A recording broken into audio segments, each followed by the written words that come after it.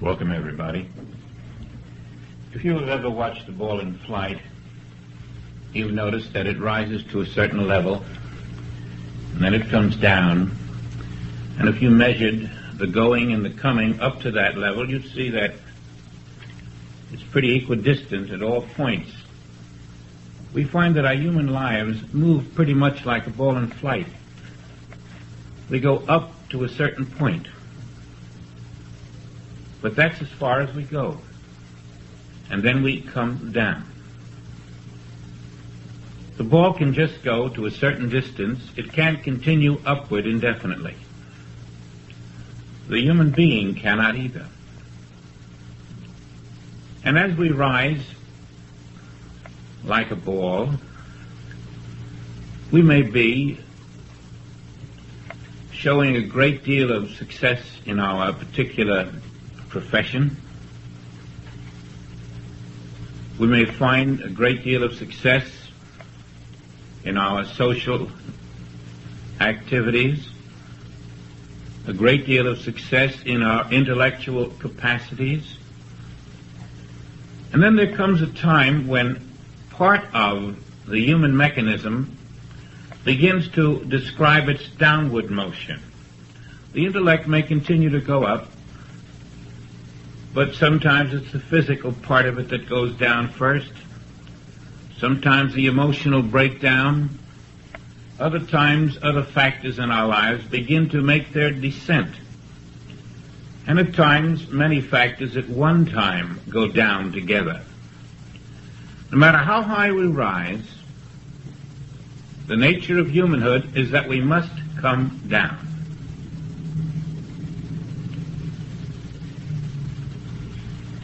When you have found your way into a message like the infinite way and have discovered some of the secret keys of it, you're no longer concerned about the rising and the falling, because you have found that you're no longer seeking to rise humanly. It takes quite a while to come into that realization that the desire to rise humanly is a deterrent to spiritual awareness. The desire to be humanly successful, the desire to possess, the desire to attain a status, even the desire to be a great writer or a great composer or a great painter. Every human desire we discover is a detriment, because it is a departure from the will of the Father. And even though we might rationalize it and say, but surely he wants me to be another Gauguin, or another Thomas Mann, or another Einstein, you'd be surprised to find that he doesn't want you to be anything of the sort. Always, there must first come the inner ordainment, and you cannot manufacture that. You can merely follow the signs. Now then, human life, we know, has its own restrictions built in. The major one being it terminates. And so we finally see that there has been, embedded in the Bible and in all the spiritual messages of the world, a call to another system, another kind of life. And so we have two systems in the Bible. The system we know called mortal life, and the system we're learning about called immortal life. And even though we have sought our dominion, which we felt was given to us, over land, sea, and air, living the human life, we discover there is no such thing as true dominion. It isn't contained in the human life. And then the paradox of learning that dominion is in giving up your human sense of life and accepting your immortal life. All dominion is in the life of the Father in you. I am the power. I am the way. I am the life. Not you. The human sense of you becomes a cloak that you drop. And as long as you're still seeking humanly for safety, protection, fulfillment, satisfaction, you might as well face it, you're trying to live a human life, and you have no interest whatsoever in the infinite way. You must clarify within yourself your own motives and your own understanding of those motives. If you want human betterment, if that is your basic goal, do not pretend to yourself that you are moving on a spiritual path. Because the purpose of the spiritual path is definitely impaired and made impossible for attainment when you still have a human sense of life. And so the pride of the flesh is not part of the spiritual way. The fears of the flesh, the hopes of the flesh, the ambitions of the flesh are all traps, detours along the way which become meaningless when you attain them. All you've done is attain a better humanhood which ultimately terminates anyway. Now we've learned so far in this series that all form on this earth is not God created. And to clarify that, we have said that all form on this earth is before us as an illusion made of invisible light. Light that you cannot define with the naked eye or with any technological instruments. And these form the animated, moving illusions of the world around us and include everything that is in material form. We see that mortal life does not have its origin in God and is not under the jurisdiction or government of God. It can suffer from any degree of lack or limitation because it is not of the Father, it is not the substance of the Father, it is not under the law of the Father, it is separate and apart from the Father. And so, in the second lesson, we learn that God is pure. And being pure, and being the only creator, only purity can emanate from that which is God.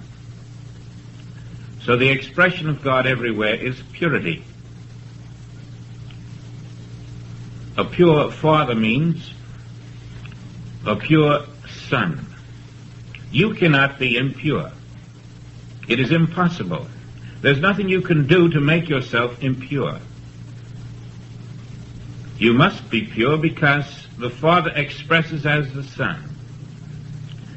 And so this becomes our conscious awareness. My purity is assured because my Father is pure. And the Father, being perfect, maintains that purity forever. And now we have purity established as our own being, with no second possible. Therefore we know that our life is pure,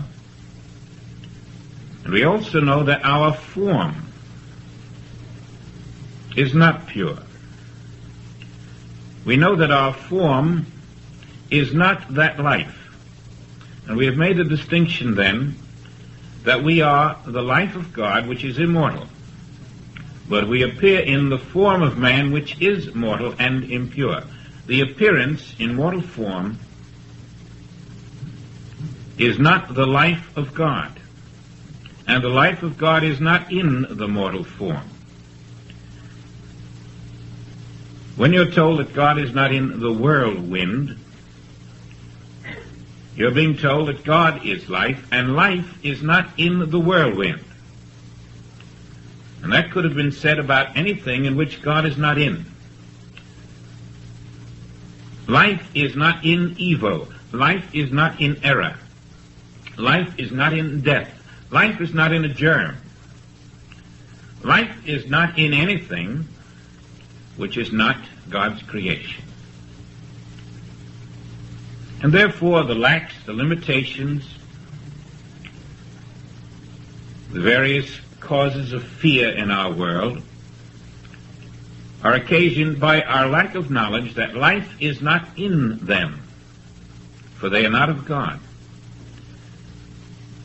And as you tighten the screws on your consciousness, you realize that life, being my name, that life is deathless, diseaseless, eternal. That life is without flaw, without any form of impurity. That life is totally without lack or limitation. And it doesn't matter if the hair is getting bald on the top or it's falling out. It doesn't matter if the wrinkles are appearing in the face. It doesn't matter how we walk or how we talk.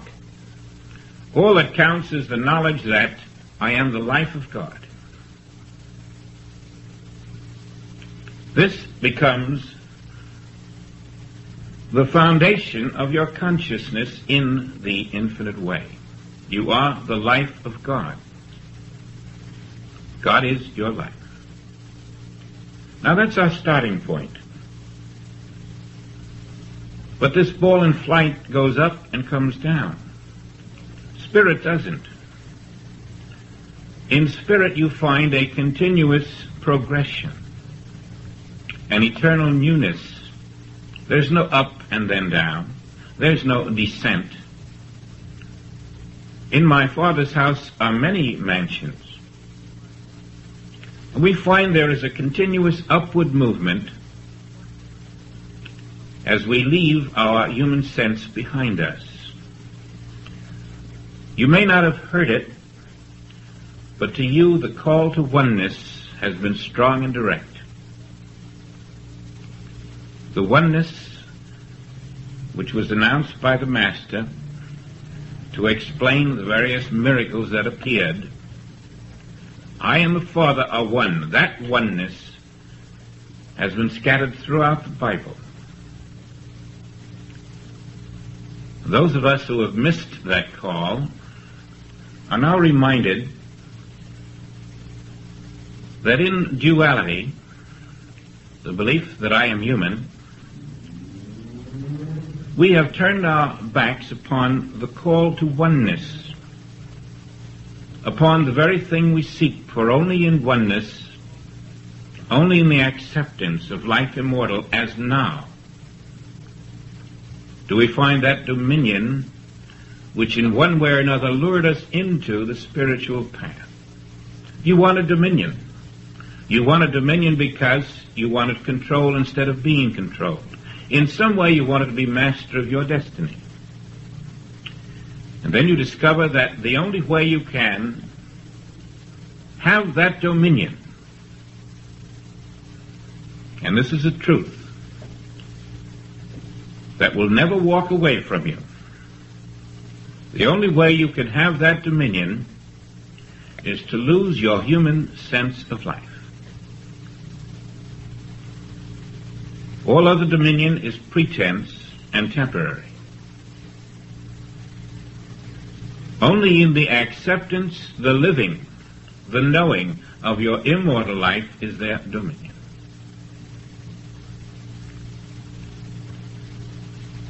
The prophets knew this, and they dropped their words in such a way that the masses could not understand.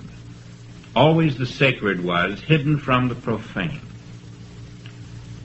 Take a look now at some of the interesting passages in the Bible which bring us into the knowledge of one. We're going to look at Ecclesiastes.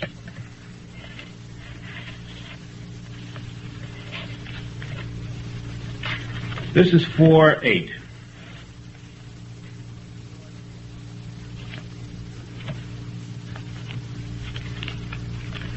King Solomon.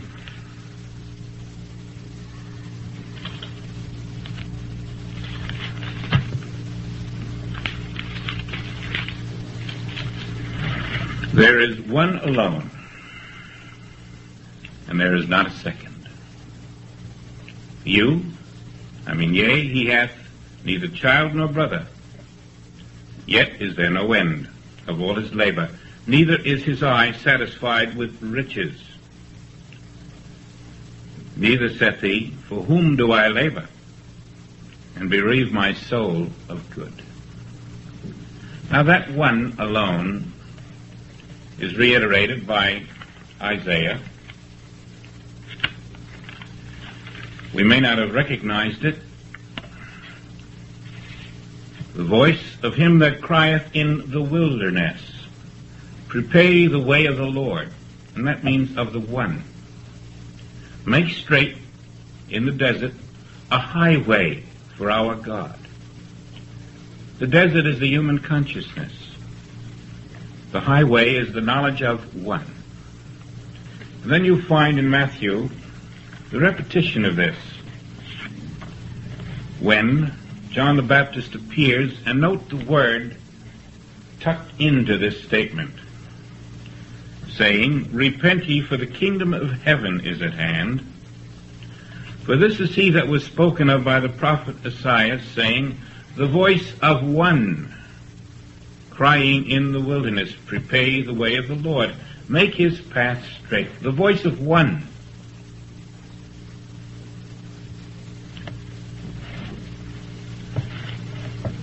You've noticed that the Ark of Noah was built, and on it he was told to take 2 of this and 2 of that. And now you can see the symbolism very clearly there. He was taking 2 into the one. Every living thing, 2 of every living thing, both male and female. Out of one had come 2, and Adam symbolically gave his rib to become Eve. And these 2 are returning into the ark to become one. Always the one is the key. A male and female of everything that is on the earth. And the ark is the one, the knowledge of oneness, which sails over the flood of the world mind. Where 2 or more are gathered in my name. My name is one. One life, one being. Are you that one? If there are divergent points of view in your consciousness, they must be gathered together into the ark of one. Until where you stand is only the one. Now, there are other ways in which this one is shown. One of the most popular passages overlooked is the Acts.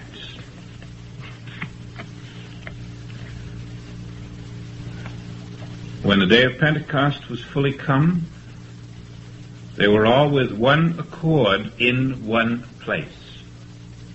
Do you see why they were about to receive the Holy Ghost? They were in one accord in one place. They were in the knowledge of one God, one being, one life, one law, one power, one substance, without opposite.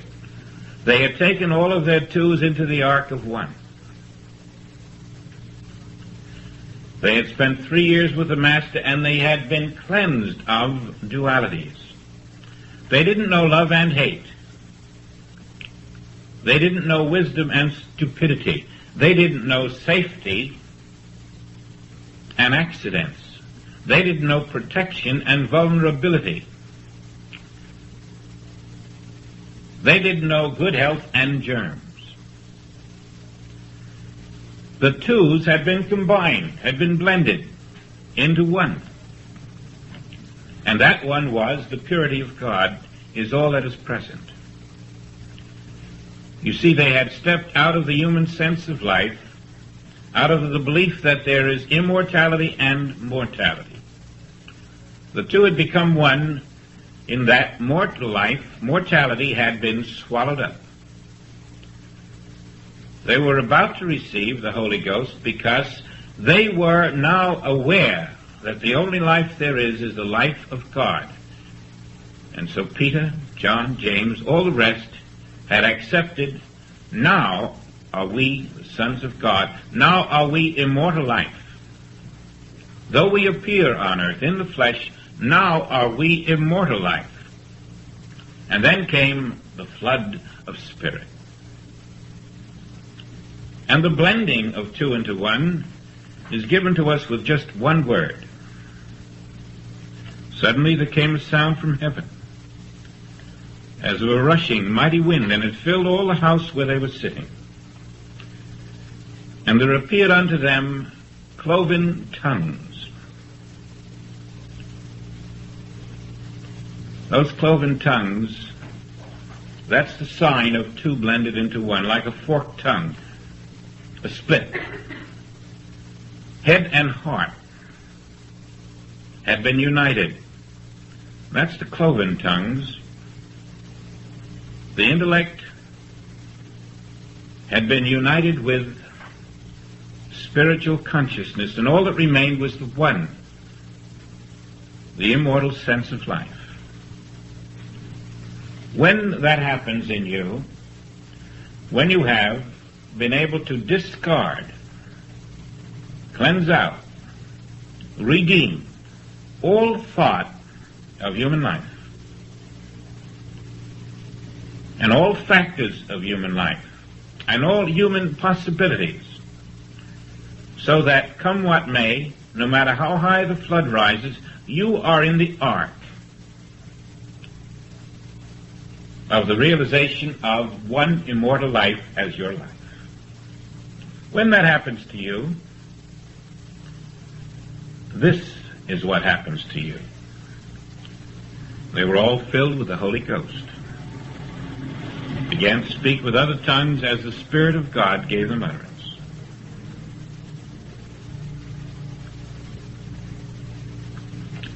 Now that's the point of oneness. There were many other ways in which oneness was disguised in the Bible. There's no point giving it to those who have no idea what it is. You'll find a very interesting thing about the number 10.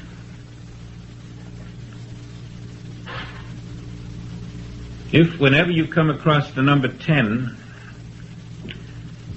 you stop a moment, you'll see that you're being told about oneness. In that, the one is your source. The one is your identity. And the zero is the nothingness of human life. And the only way you overcome the nothingness of mortal life is to be in the one. The one overcomes the zero. And there are interesting ways in which that 10 was dropped into the Bible. One of them is in 1 Kings, the 11th chapter and 3rd verse. It says it in such a way that it clues you in on many other things that you'll come across in the Bible from time to time. The number 10 is what they're trying to give us, and they do it this way. Speaking of Solomon, they say, he had 700 wives and 300 concubines. Let's see if I can find that. 11:3.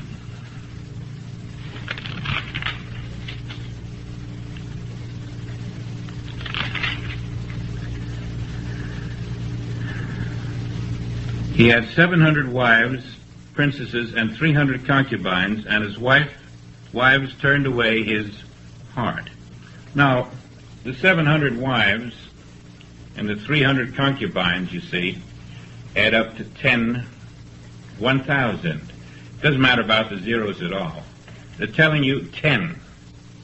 They're telling you that the secret of King Solomon's wisdom, omniscience, power, was that he had reached the point where the one self had been accepted and there was nothing else there. King Solomon had attained that level of consciousness which is the one immortal self realized. So they take this roundabout way to say it. Now you've heard again and again that 10 righteous men can save a city. And yet, where are the 10 righteous men? You don't see 10 righteous men saving any cities, because the 10 again is telling you the secret of oneness. Whoever comes into the one is one with source, and all the rest is zero. Why were there 10 commandments? Because it was a symbol of the total balance that you attain when you have accepted the one immortal life. One. And there are other ways in which this is carried out. 2 always suggested the feminine, so that 1 would be Adam and 2 would be Eve. 1 would divide and then become the second, or the feminine. And then the second would have to come back into the first, so that the male and female would have to be united into one again. Just as the 2, male and female, of each living thing had to be brought into the ark. In other words, the male and female elements of your humanhood, the positive and the negative, the opposites, had to come into the mystical marriage. That union in which all that remains where you are is the consciousness of God. Now, we want to take some exercises today which are quite different than a remembrance of quotations. And these are exercises given to us spiritually so that you won't find them in any book.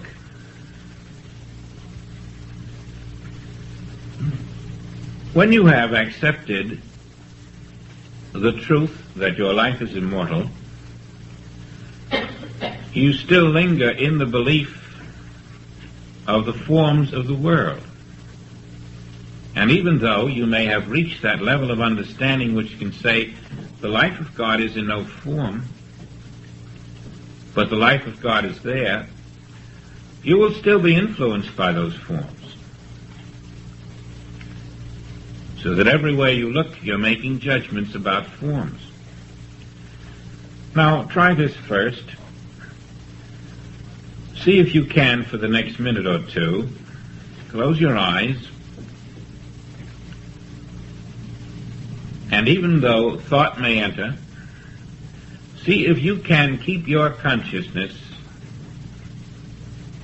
free of form, so that no matter what enters your consciousness, if it's a form, see if you can get rid of it.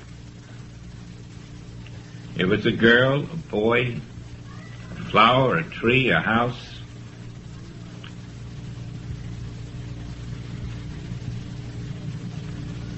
see if you can keep your consciousness pure of form. This is an exercise which develops your capacity to drop the form consciousness.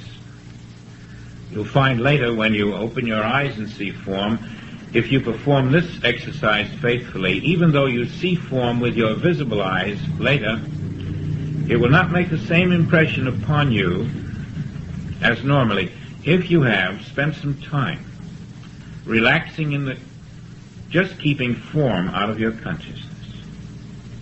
Every time a person comes in there, just reject that form quickly.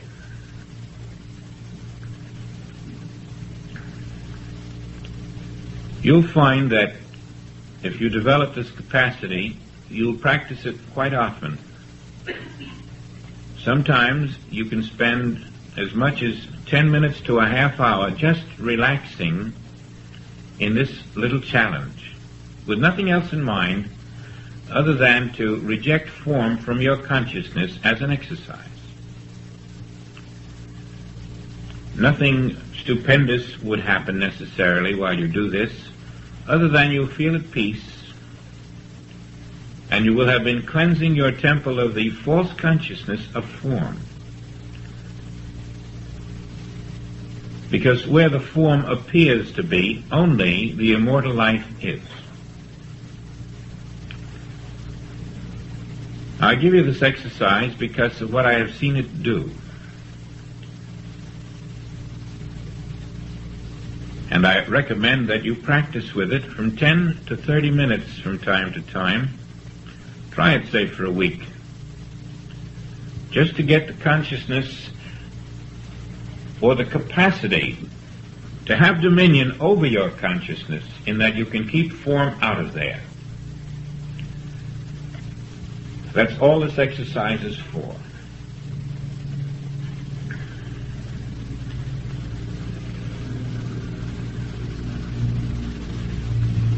Now, as I say tree, see if you can keep that picture of tree out of your consciousness. As I say rose, see if you can throw out the rose from your consciousness. As I say automobile, mother, sister, brother, the world will throw these things at you, and you must learn to move them out of your consciousness.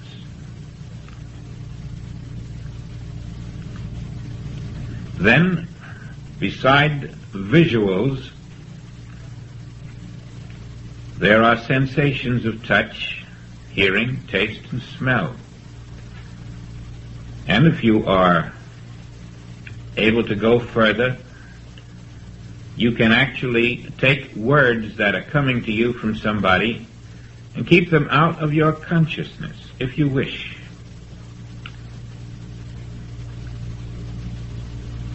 Everything of this world, you see, can be kept out of your consciousness. Everything. That would be a pure consciousness. And you start with form.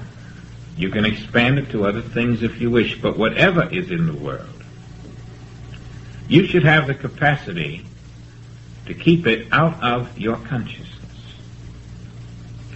even though the world will try to push it in. Now that's building a dominion in your consciousness. Then we would go on to a more advanced exercise. And this is quite stupendous. You probably won't succeed in the second until you have had some time practicing the first. And the second is that there really is nothing outside of your consciousness anyway. You can't know anything outside of your consciousness. All you can know and experience is that which is in your consciousness. And therefore, in this second exercise, take the word automobile, and instead of keeping it out of your consciousness, keep it in your consciousness, but no, it isn't out there, it's in your consciousness. You'll find each exercise helps the other one.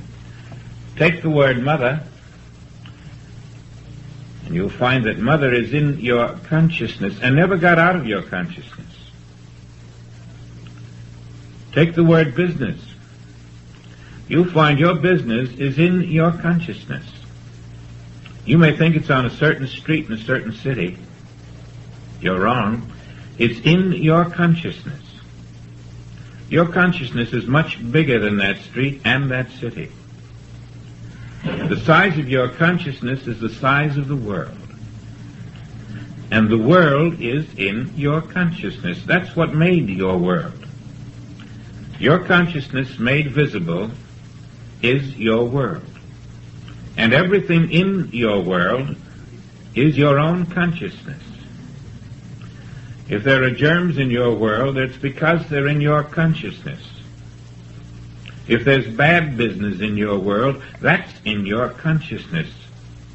If there's safety and protection in your world, that's in your consciousness. Now, to take this exercise and to understand that your dominion over your world lies in the knowledge that there's nothing outside of your consciousness.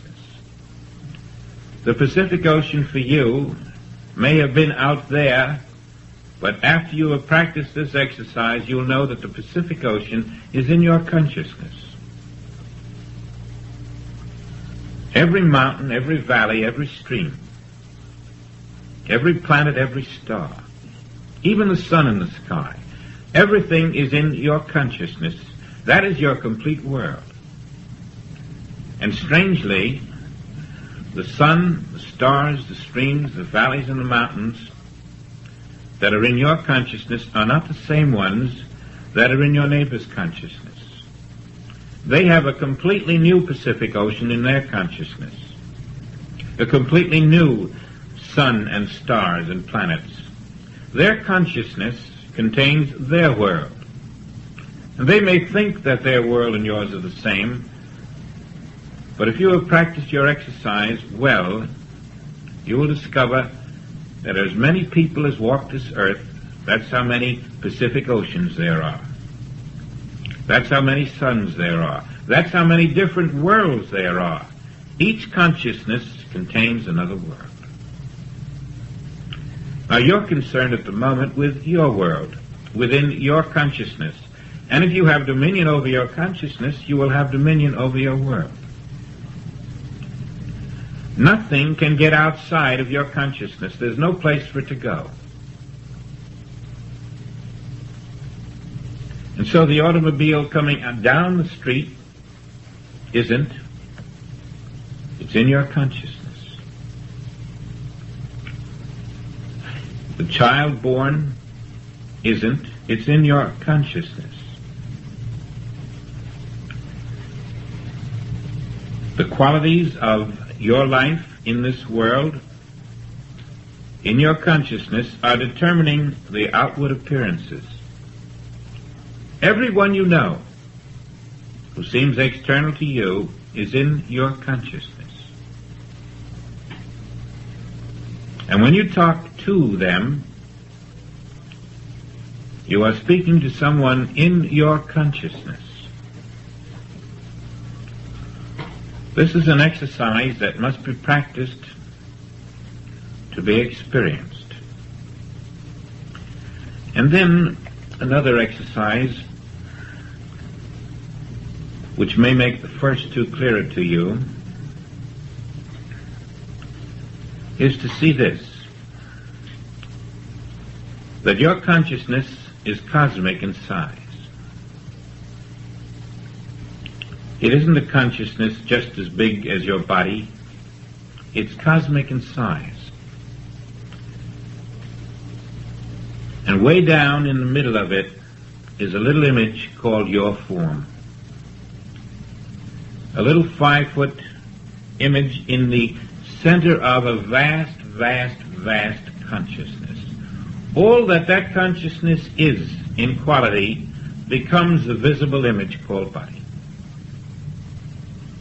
And the rest of the consciousness becomes the world.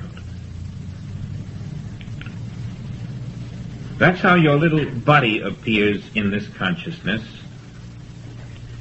And that's how your population of your world walks and talks in this consciousness. And when you go up to the source of this consciousness, you find the two life streams that are feeding it. The divine and the world, both feeding this consciousness that you call me down in this little image called body. And the quality of that consciousness is being determined by what percent of the world mind is feeding you and what percent of the divine. As you learn to turn more to the divine, that changes the little image in the middle of the consciousness, and it changes the world around that image. And vice versa, as you have less of the divine, you find that the little image shows some discord, some lack, some limitation, because always the image that you have called body is made of the fabric of that cosmic consciousness which you are living in. And so now we turn away from the image. We turn away from the world, because the image and the world are all within your consciousness, and we become more concerned about the quality of my consciousness. For this in turn determines the quality of my body image, and it determines the quality of my business, the quality of my life, the quality of my world. Everything in my consciousness becomes the fabric of everything in my world. And so whereas the human goes up and comes down, like the flight of a ball, the spiritual student is interested in developing a spiritual consciousness. And so you turn your consciousness to the divine knowingly, which is the art of oneness. And you do not accept the opposites. You do not accept any quality in your life that is not immortal, because you would be accepting a lie. When you think you are in some form of lack or limitation, you are denying your immortal life, and you're being fooled by an appearance. You're not coming into the ark, you're accepting the opposite of the quality of your immortal life. Your immortal life has no opposite qualities.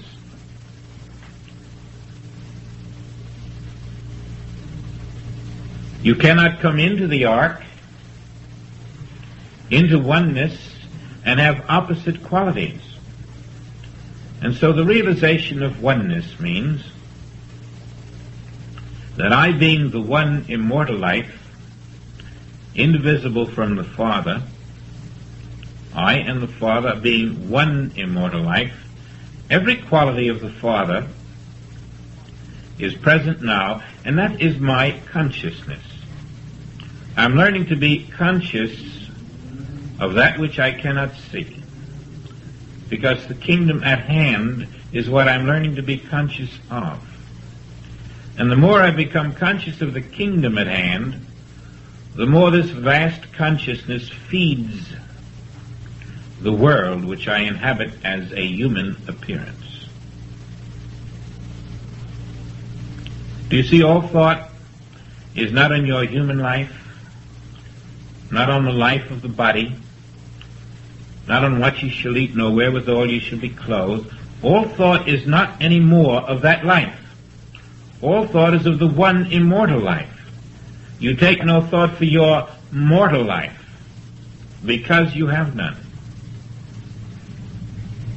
You don't go on pretending that you have a mortal life, and someday you'll have an immortal one.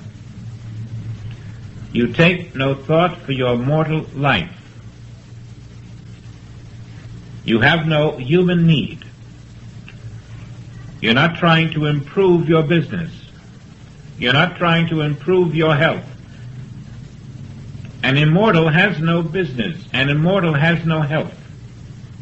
An immortal has no physical form. You cannot accept immortal life and go on believing in the things of mortality.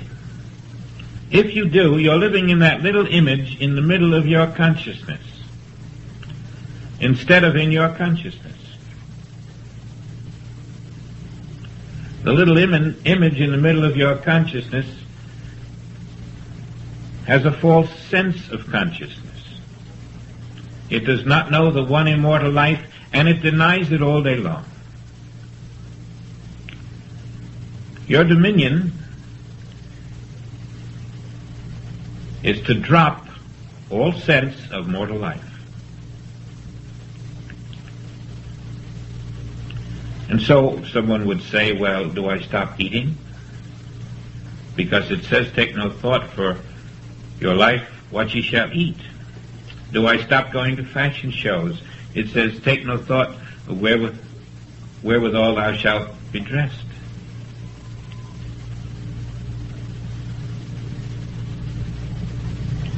Now you see, that would be trying to make a jump out of mortality into immortality just by a new set of words. But it can't be done that way. It must be lived through. It's a slow, complete dedication, a concentrated effort to move from another level. And that other level is beginning to realize forms are not external to your consciousness. Every form in your world is in that cosmic consciousness that you are. That's where all the forms are. They never can get out of that consciousness. There's no place they can go. And what is their power then? They have no power. There's no one in your whole world who has a power. All power is in the One. Now then, you're giving up mortal sense. You're learning that form is all internal, within consciousness. It's never external. And then you know that there are no powers in forms because they're all within. They're not out there. There's no power to deprive you. There's no power to harm you. If you think there is, you're thinking of your mortal self. And as long as you're dwelling in your mortal self, in your divided consciousness, you're missing the call to oneness. It's a drastic step if you take it before you have understanding. But you must build that understanding because you're going to be called upon to take that step. Spirit is going to insist that you take that step. Because although you think you are a life, it says, no, I am the life. You think there's a mortal way, it says, no, I am the way. You think there's a human solution, it says, no, I am the power. And it reinforces that again and again and again in the call to oneness, not by might, not by power, but by my spirit, by oneness. I am the one, and oneness is the way. I am the one, and oneness is the life. I am the one, and oneness is the truth. Oneness is not mortality. Oneness is immortality. How far do you think you're going to be called upon to give up your mortal sense?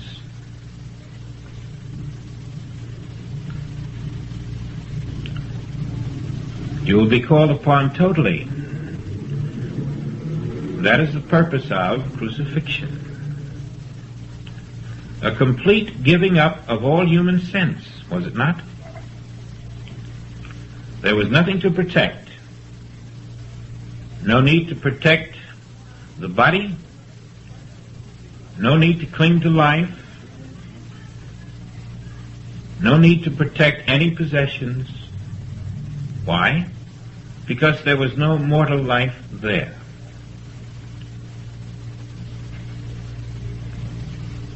It seems like a drastic step. And yet, the unwillingness and inability to take that step is more drastic. Because then you're the human ball in flight going up and coming down with a terminating point. And that termination point has no existence in the immortal life. All of the giving up is the giving up of that which never was. Now these little exercises may be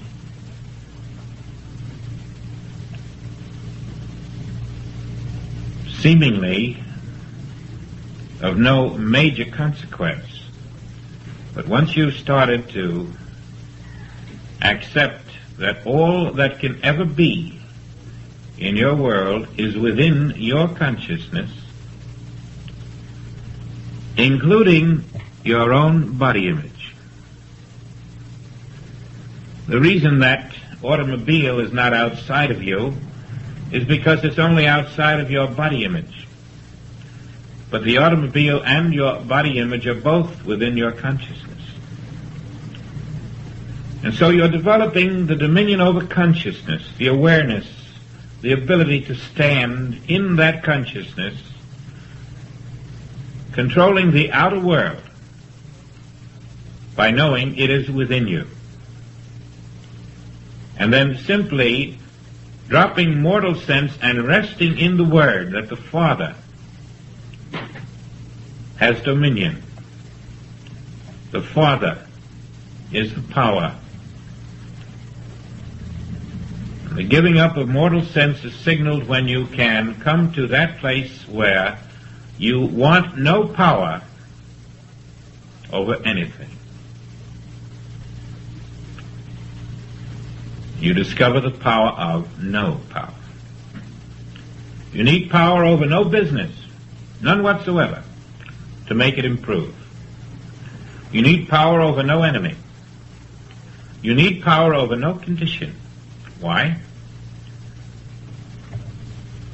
They are merely the belief in mortal life. Drop the belief in mortal life. Rest in the knowledge of one immortal life, and then trust. Dropping all defense, all desire, all need to improve or correct. Trust the one immortal life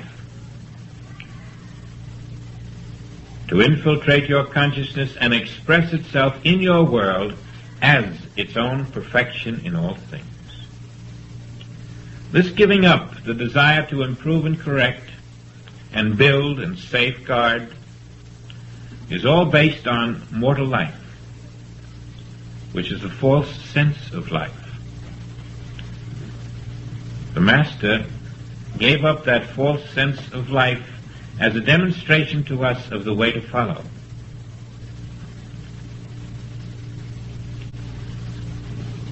I'm the last one to tell you to do this because someone says do it, or that it's easy. I know that it's the most difficult thing there is to do. And yet there's a great satisfaction and a great escalation in consciousness once you start trying to do it, because you discover the mirage of the mortal life. You don't discover that mirage any other way. There never was a mortal life to give up. You're giving up the sense of mortal life. Who created mortal life?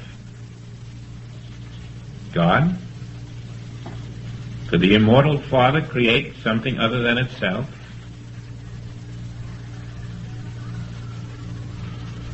Do you see that we're coming over the false sense of mortality? But if there is no mortality, what are you? Immortal. If the mortality you have lived in is not real, can those things connected with it be real? What happens to your mortal life once you accept immortal life?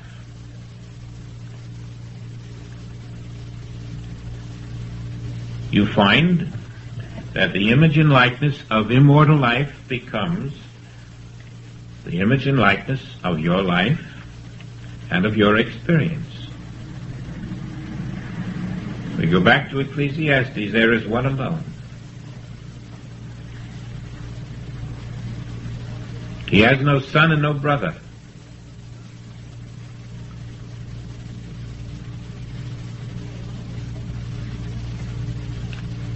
There is no human life.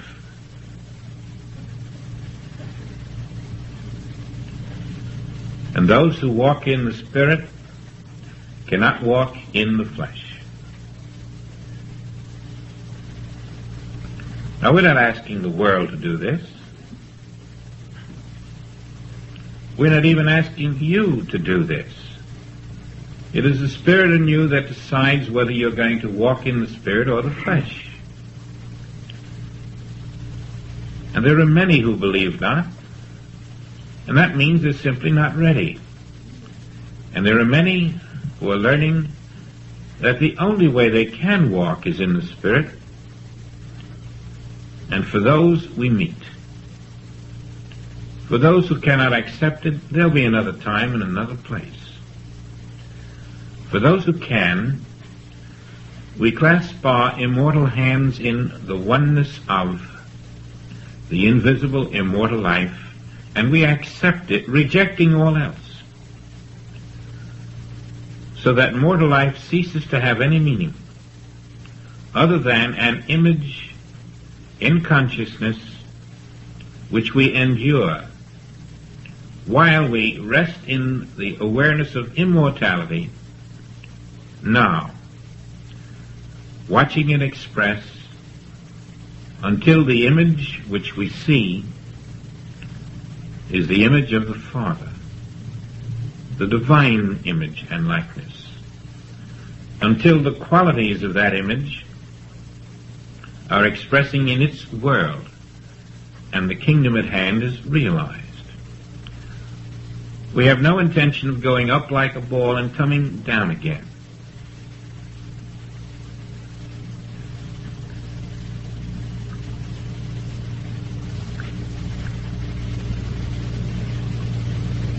Now those exercises then, to review them for you, are, 1, just to rest in the luxury of taking dominion over consciousness so that all thought of form as it comes to you is dismissed. This is only during the exercise. That doesn't mean the rest of the day. Not at this point. Just learning you have the capacity to dismiss thought of form from your consciousness. Second exercise, to know that all that is external to you is actually not external at all, but is in your consciousness. And if you will wait for the experience of that, so that you catch the idea that the apple is within you, the tree is within you. And we don't mean within your human form. We mean within your cosmic consciousness. And that your own form is within your cosmic consciousness. You see that we're really turning from the human way. This is the repentance. You're turning away from the normal sense mind. You're inverting. You're coming back to the immortal self, which is infinite as the Father.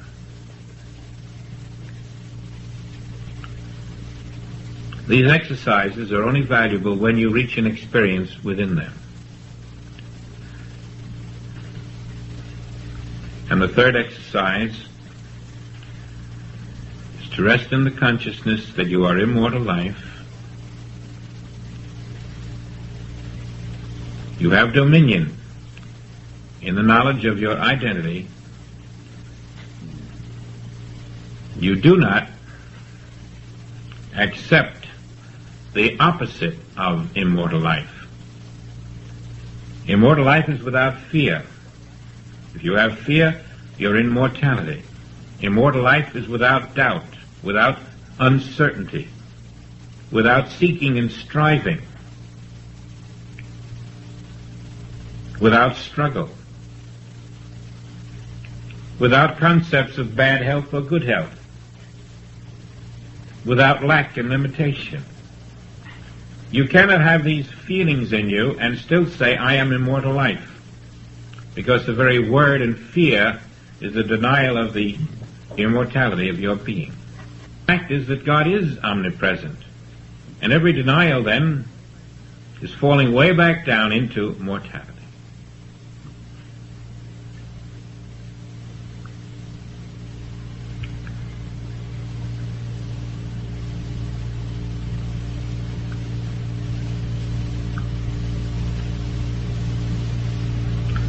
When we're told one with God is a majority, that's a direct statement to you. Unless you're one with God,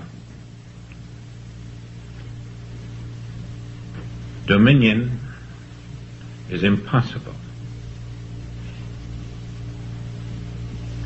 Now, this is only the first chapter of Joel, but the book is the realization of oneness.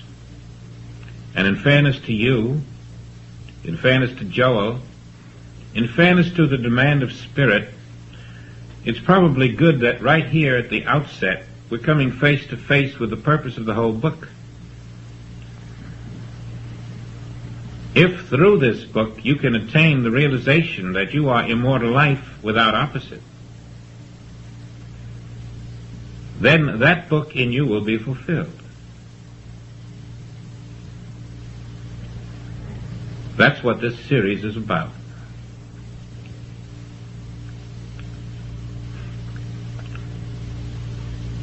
I'd like to have a brief meditation, and then we're going to pause for a moment before coming back to very specific quotations selected from this chapter, Pure Being.